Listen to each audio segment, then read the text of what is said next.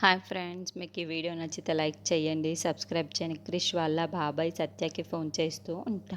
ఇంతలో అక్కడున్న సత్య అయితే అది చూసి ఏంటి ఈయన నాకు ఫోన్ చేసి ఈయనేంటి నాకు ఫోన్ చేస్తున్నాడు అని చెప్పేసి అనుకుంటూ, ఇంతలో అక్కడున్న వాళ్ళ బాబాయ్ అయితే అమ్మ, క్రిష్కి ఇప్పుడు ఎలా ఉంది? క్రిష్ని చాలా జాగ్రత్తగా చూసుకో అమ్మ, దెబ్బలన్నీ బాగానే తగ్గాయా అని చెప్పేసి అడుగుతూ ఉంటాడు.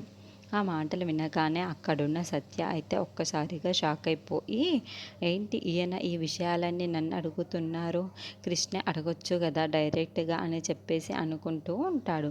ఇంతలో అక్కడున్న వాళ్ళ బాబాయ్ అయితే, ఆ ఇంట్లో నువ్వే చూసుకోవాలమ్మా వాడిని, ఇంకెవ్వరూ వాడిని పట్టించుకోరు, నువ్వు ఒక్కదానివే వాడిని పట్టించి అండగా ఉండాలి, వాడు దెబ్బలన్నీ తగ్గే విధంగా నువ్వే చూసుకోవాలి, వాడిని బాగా జాగ్రత్తగా చూసుకో, నీదే బాధ్యత అని చెప్పేసి అంటూ ఉంటాడు.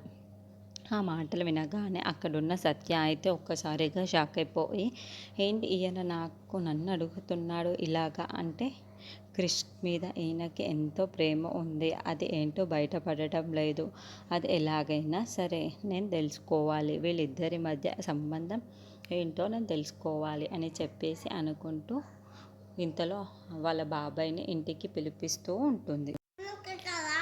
వాళ్ళ బాబాయ్ అయితే మహదేవయ్య ఇంటికి వస్తూ ఉంటాడు. అది చూడగానే అక్కడున్న మహదేవయ్య అయితే ఒక్కసారిగా షాక్ అయిపోతూ ఉంటాడు. వీడేంటి ఇప్పుడు ఈ టైంకి ఇంటికి వచ్చాడు అని చెప్పేసి అనుకుంటూ ఉంటాడు. ఇంతలో అక్కడున్న వాళ్ళ తమ్ముడిని చూసి, ఏంట్రా ఇప్పుడు ఇక్కడికి రావడం ఏంటి అని చెప్పేసి ఆ మాటలు వినగానే అక్కడున్న సత్య అయితే, నేనే అతన్ని పిలిపించాను అని చెప్పేసి అంటూ ఉంటుంది. ఆ మాటలు వినగానే అక్కడున్న మహదేవయ్య అయితే ఒక్కసారిగా షాక్ అయిపోయి సత్య వైపుకు చూస్తూ ఉండిపోతాడు. ఏంటి సత్య వాళ్ళని పిలవడం, వాడు ఇక్కడికి రావడం, ఇక్కడ ఏమో జరుగుతుంది, నాకు అర్థం కావటం లేదు అని చెప్పేసి చాలా టెన్షన్ పడిపోతూ ఉంటాడు.